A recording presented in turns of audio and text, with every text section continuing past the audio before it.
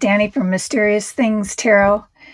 Well, I wanted to come on this morning because yesterday was a hair on fire day with Trump bombing Iran, putting us into a situation where we here at home are at risk. I thought it was kind of appropriate for me to just take a step back, take a breath, which I hope all of you will do, because I know the media is going crazy right now. And maybe let's look how we got into this situation and why we didn't see it coming. So many of us thought that Trump's big 2-week notice was a way of him chickening out. Remember Taco? Trump always chickens out. Well, this time it wasn't. It was a way for Iran to think that we were still going to negotiate and then go in and take out some of their nuclear facilities. But why now? And we'll get into the legalities and that kind of stuff in a minute, but I found a very interesting article I thought maybe I would share with you and see what you think of it. Now, just a minute, we'll talk about whether it was illegal or not, and kind of the predictions of what's going to happen next. But let me share this with you. Please like, subscribe, and all that stuff. Thumbs up. I really do appreciate it. And if you find this helpful, enjoyable, or interesting in any way, please do. I need those thumbs up to keep the algorithm going. So let's get in with this. I'm going to bring this up on screen. Let's see.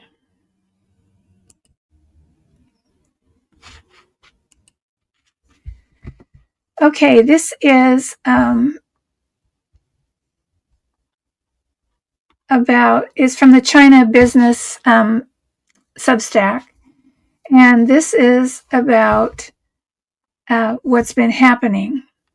So it says here, Iranian missiles struck high priority targets. Now, this was actually before Trump sent out the bombers. So, but it is really telling about why this happened. Let me see if I can find the right spot.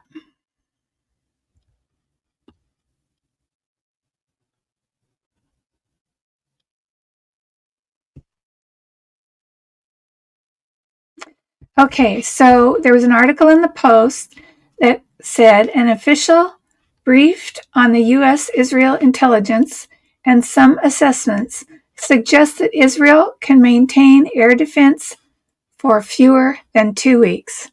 Is that where the 2 weeks came in for Trump? Did he hear 2 weeks? Say we have to have something, Israel telling us we have to have some commitment from you within 2 weeks? At that time, either the U.S. needs to give Israelis more rockets or get more directly involved. Soon the Israelis will need to be more selective which inbound missiles to engage. Their Iron Dome that's supposed to protect them, 35% of the missiles sent from Iran are getting through. So you see in the big things this morning of the bombs that Iran sent in retaliation to Israel. But it said over the last few days, Iran launched 370 missiles and 30 of them got through. And there's lots of reasons why a single missile might get through the Israeli air defense system.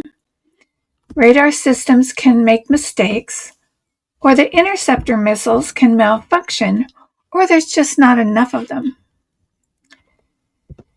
Iran's tactics are different from anything Israelis have seen in the past. A single missile launched at Israel can be engaged, but Iran is launching dozens of them at the same time. So now you've got a problem. So when the Arrow missiles engage these inbound ballistics, they launch at least 2 at a time. Typically, 2 are used per salvo. This approach means that they don't need to have a lot of them. They need a sufficient stock of interceptor missiles and the ability to replace them as they're used. Now, they were originally getting these from China, but there is a ban from China on sending missiles to Israel right now. And so Israel's stuck. They didn't have the manpower to protect themselves. And that's what when they went to Trump and said, we need help.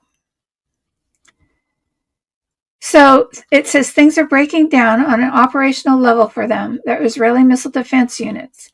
Either the Israeli air defense forces are out of missiles and can't stop Iranian inbound ballistics from hitting even the highest profile targets, or the missiles employed in these cases are hypersonics and can't be stopped at all. But in either event, the Israelis and our own military are drawing down arsenals of interceptor rockets, and they need materials from China to build more. Now, Boeing is the lead contractor for these Arrow systems. Here is the press release announcing Boeing's agreement with Israel aircraft industry to build components for the Arrow missiles in the U.S. China has very strict export bans on any of their rare earth materials that are heading to the U.S., and most important, especially to military contractors in the U.S., not just the U.S., but around the world. Missiles and spacecraft are some of the many advanced manufacturing industries impacted by the Chinese export ban.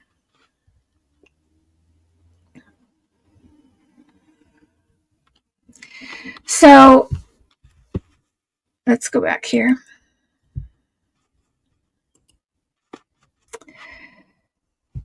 So what happened is, obviously, Israel's running out of munitions that will intercept these incoming rockets from Iran. U.S. decided to step in to Trump's negotiation. That's how he always does things, is slam them first and then try to negotiate later. But he's negotiating. This is with Iran. Iran is different. Iran has been our sworn enemy for years, and I don't think this tactic is the right tactic to use, and many others don't either. Like 65% of Americans don't want this. Nobody wants this, okay? But we also want to protect Israel. And Israel's done a lot of bad things, but they are an ally at this point, and we are still obligated to protect. So Trump, by doing this, what's he done? He's lost some credibility. A lot of people are talking about impeaching him.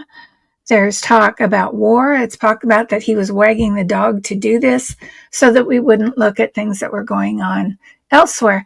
Now, there's also the other thing is that if Putin was involved, Putin also does not want you looking at Ukraine.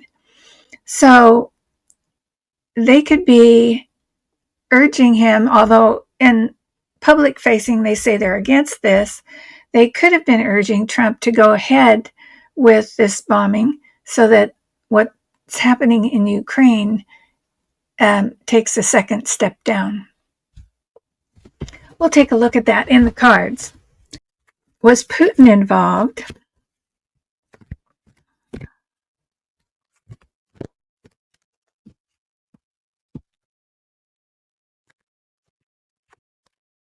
Putin is also one of those persons that is in the middle of everything. So he actually does have relations with Iran and could be a negotiator between the two countries if that it comes to negotiation, or whether it's coming to something else. So what do I have here? Into the unknown. So we don't exactly know the relationship between Trump and Putin, and we don't know where this bombing is taking us. Balancing act. It's a balancing act. They have to balance the risks and the rewards, and there are risks. Sons and daughters will be sent to a war that we don't want. A risk that they'll retaliate here on U.S. soil. Let's see what else is next. Rescue. We came to Israel's rescue. Or at least that's what it's billed as. Unexpected visitors. I don't think they expect Iran to come to the U.S. I wouldn't be surprised if that happens.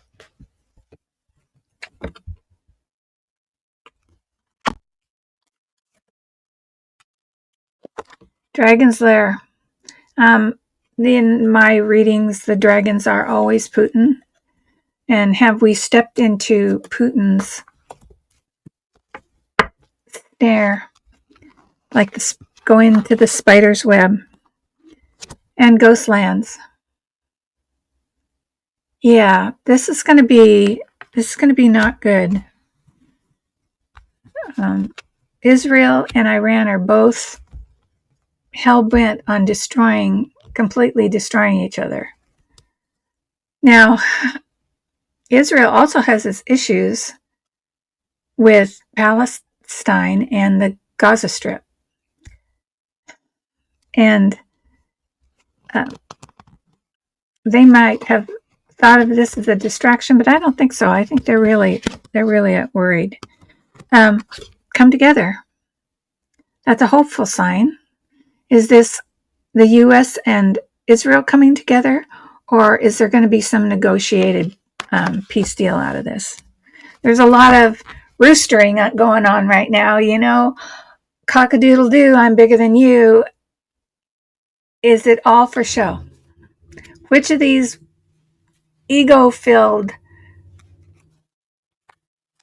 dictator-type people are really serious, and which ones are just trying to keep their own asses out of the fire? I mean, I couldn't think of it any other way to say it. But so, prediction. Yeah, we probably could have predicted this. Iran waited until Israel had used all their ammunitions in a war they didn't need to be in. And also, for the past week, Israel has been sending its IDF forces, that's like our special ops, into Iran for small strikes all over the country. So they provoked this. They niggled at them. They shot at them. They bombed this here and there and here and there. And then when Iran had enough, they just boom. And then Israel goes, holy moly, I don't have it. This is my way. Maybe it was their way of getting the U.S. to come in. Now we don't have enough ammunition, but we've provoked the beast. We need help.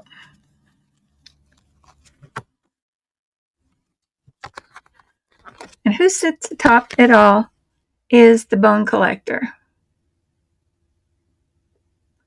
And of these, I think that's Netanyahu. So, yeah, this didn't tell us anything we didn't know. I think Netanyahu had this planned. I think he wanted the U.S. more involved, and he wanted to take out Iran for his own purposes.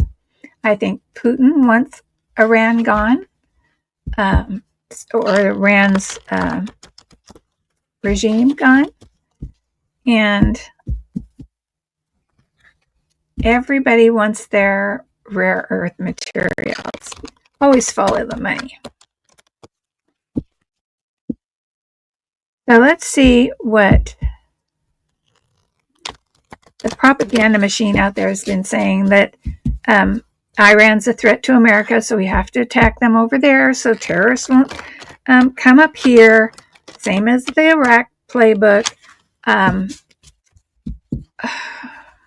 We're going to hear all this on mainstream media. We had a successful mission. We've already seen that this morning. Successful mission. No one was killed. Our pilots were safe. Planes are safe. Blah, blah, blah. Now we're one and done. We're back here on our shores. It's not one and done, because we have been sending our troops into the area for the past 2 weeks.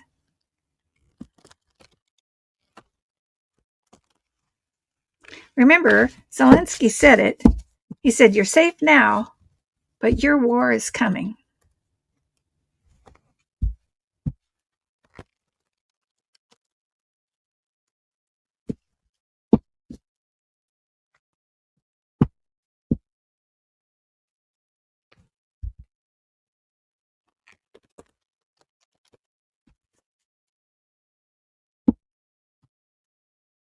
Now, they only took out 3 sites, Nanitz, Fordo, and Isfahan. I'm not sure I pronounced any of those right, but there are 2 remaining nuclear targets, one in Tehran and one in Iraq. ARAK. I don't know why they didn't take them all out. Maybe these are lesser risks, or maybe the plan didn't go as planned. Maybe the strikes didn't go as planned. Or maybe they really knew that there weren't any weapons of mass destruction in those areas. Tulsi Gabbard came on and said, no weapons of mass destruction. Okay.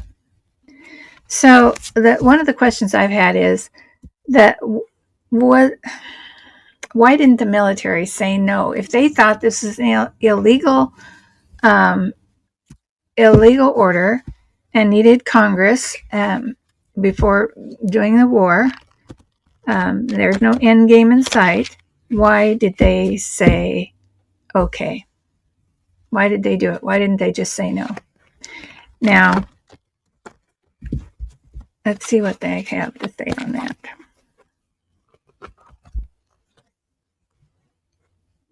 Magic Stream.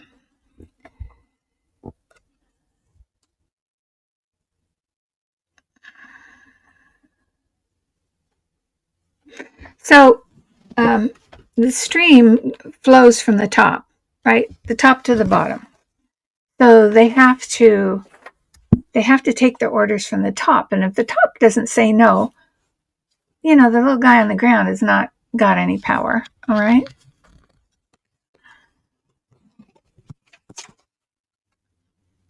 Spirit of place. So did it actually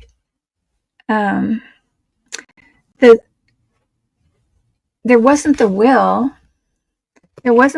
from the top, the spirit of surrounding them. There was not the will. Rock bottom. So we are at rock bottom.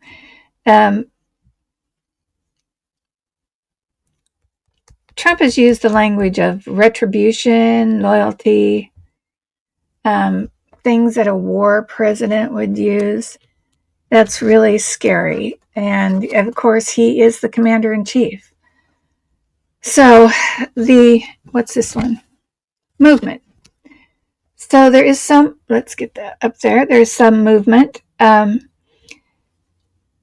They are constitutionally required to follow the orders from the president. This strike probably passed an internal review of some sort from the military. And again, we are into the unknown. The legal status, those strikes, it's kind of murky, whether it's legal or not. And, we can be fighting about it for a long time. Sacred pool. The military leaders rarely defy executive authority without clear-cut illegal intent, and it was not clear-cut. So the timing of this, pretty suspect. It was quick. Did it have any review? Or did, reviews take time? So the way this administration is running, it's like, let's do it now, do it, I say do it, and they go do it, and then they ask for permission later. Not like it hasn't been done before. Kennedy did it. So it has been done. The other thing that I want to bring up is that Putin said he talked to Trump and to Netanyahu and got assurances from both of them that the nuclear plant in Bashar would not be targeted. What better focus can you bring to this magnifying glass? Can you bring to this? Putin, Netanyahu, and Trump deciding what targets to take out. Are they working together? Follow the leader. Which one's the leader? Putin, I'd say. Deep freeze. Yeah, they're going to surround Iran and freeze them out. They want regime change. Everybody wants regime change, but this is a hard way to go about it. But Iran is coming to life. They're not going to take this laying down. We need to educate ourselves on what's going on, what's really going on, and not what we're being told.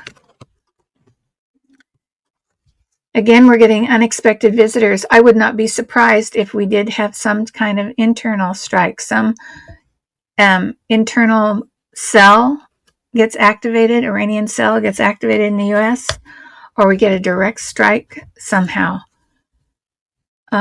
Maybe on our military bases. Okay? Unexpected visitors. We better prepare for them. We're not thinking where they're going to hit. And they've been planning this for a long time. So there will be retaliation, and it'll be unexpected of where they're going to be. And again, the Dragon's Lair comes up. The Dragon's Lair. Putin is involved in this up to his eyeballs. He can say whatever he wants. He can make every agreement he wants. But he's the leader of this little group.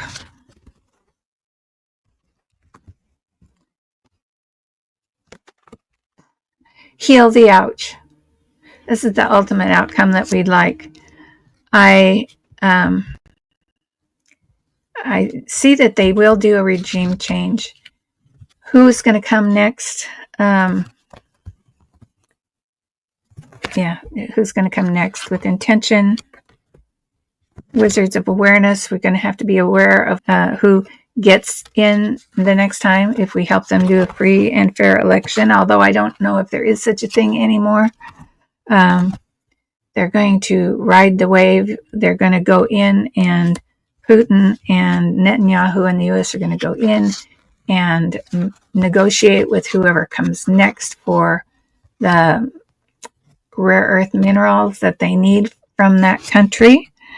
A sad embrace. It's going to be a lot of death and destruction before someone else takes over. And protecting the treasure. They're going to protect those rare earth minerals. That's what they're there for.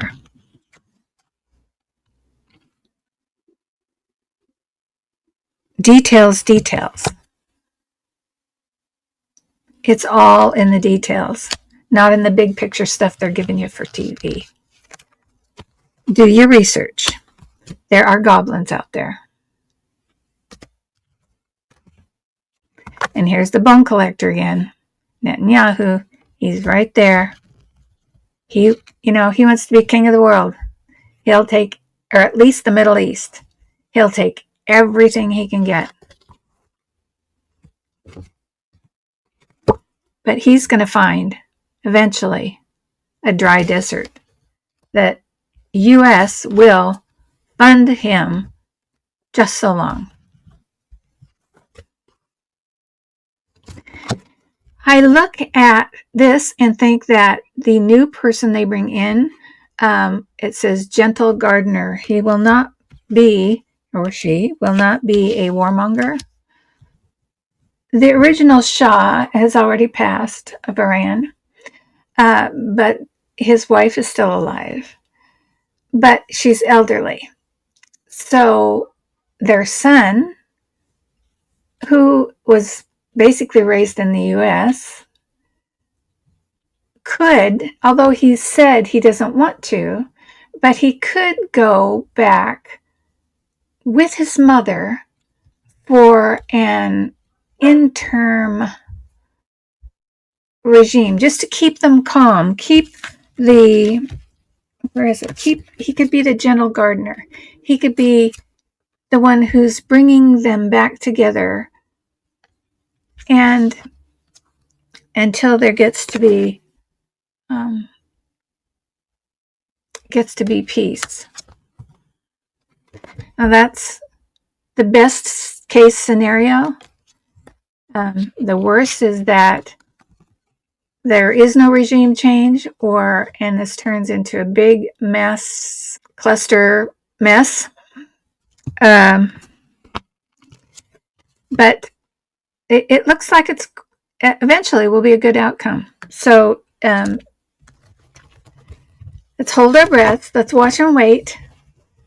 Let's send all the love and light we can to Iran, because what we want is peace, and we want them to stop the bombing. We want Israel to stop the bombing. We want the U.S. to stop the bombing. So instead of being angry, this is all part of the 30-year reset that we're doing to make our world a better place.